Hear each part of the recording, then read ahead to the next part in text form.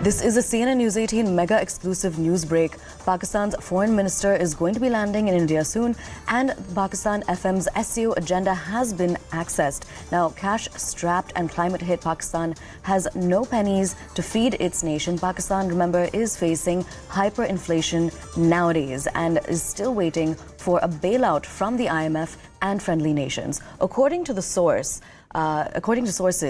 Pakistan's Foreign Minister Bilawal Bhutto Zardari is traveling to Goa, India today with a message of peace, trade and regional connectivity. Now, Bilawal Bhutto is going to reportedly be raising issues of rising inflation due to the flood devastation that was seen last year in Pakistan with SCO nations, and is going to also be trying to seek attention when it comes to aid and trade with Pakistan. Now, Islamabad's decision to send Pakistan Foreign Minister Bilawal Bhutto to the regional conference SCO in India was taken after an extensive in-house consultation, and all stakeholders, including the security establishment, concluded that the country must not leave such an important forum by skipping the meeting. The security establishment of Pakistan also directs the Foreign Office that in India, Pakistan has to focus on peace, trade and regional cooperation for the betterment of Pakistan. We're crossing over to CNN News 18's Anand Narasimhan to get us more details on this.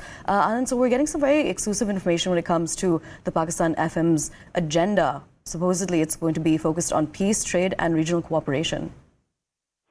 Well, yes, good morning to all our viewers and good morning, Aisha. This is the news that is coming in from the Pak government sources ahead of Bilawal Bhutto's touchdown in Goa. This is something which the Pakistanis are going to be very careful that there are no missteps. So even anything which is happening on the sidelines, any interaction, any word, the clear instruction to the Pak foreign minister, and of course I think the voice that is coming in from the Pak government sources is that they're going to steer clear of any bilateral issues which they have with India. They're going to focus on what Pakistan's need is, and they're going to look at peace, trade and mutual cooperation. Now, this is going to be their platform and this is their peg. Now, do they deviate from it? Will Bilawal Bhutto hold the line? That is something that we have to wait and watch. But very, very clearly, the issues are peace, trade and regional connectivity, because now Pakistan has very clearly realized that for its economic survival and for its revival, more importantly, they have to cooperate and they have to engage in regional trade. And in regional trade, India is one of the largest entities, of course, along with China and Russia in this region, along with the partnering nations of Uzbekistan, Kazakhstan and Kyrgyzstan. But among the SCO nations, there are also many other observer nations. There are many other nations who now will be formally included. And then SCO will soon start spreading across continents, because you are also now going to see a lot of the Middle Eastern nations wanting to get involved. The Indonesians are very keen. So there are many other dynamics which will come to the play. So the traditional India-Pakistan aji-baji, the talking up of Kashmir issue, etc., and some of the other aspects, we have already clearly said that Pakistan is going to steer clear. From Pakistan government sources and government voices have already said that they will not rake up bilateral issues. Yes, Bilawal Bhutto is scheduled to have a one-on-one later in the evening today at 6:30 p.m. with the Russian foreign minister, who is already present here. But clearly, the Pak government sources telling CNN News 18 and our investigation leader Manoj Gupta getting us these details that their focus is on peace, trade and connectivity, because Pakistan is reeling. It's reeling under the vagaries of climate change because of the slew of floods which have destroyed a lot of the agrarian and fertile regions of Punjab and Sindh. Pakistan's largest exports is rice, and so clearly they're feeling the pinch there. The economic penury, the hardships that the people are undergoing, is also huge pressure on the current government, which is also facing or looking at political survival at this point, because there are elections around the corner and they need to get the entire imagery right, the narrative right, and they need to go back and tell their people that they have gone beyond rhetoric and ratcheting up the hornet's nest and try to figure out something which will ensure peace, progress and prosperity for the people of Pakistan. So this is their agenda at this point in time. Now, what the machinations are, what they will try and do, we have to wait and watch. because you have to hand it to the Pakistanis that in the past also they have been able to swing the narrative their way and do something towards the end of it all. So everybody's watching everybody. There is a group which has already reached the Pakistani group. They've all come here. The foreign minister and his team, they're actually going to come in from China.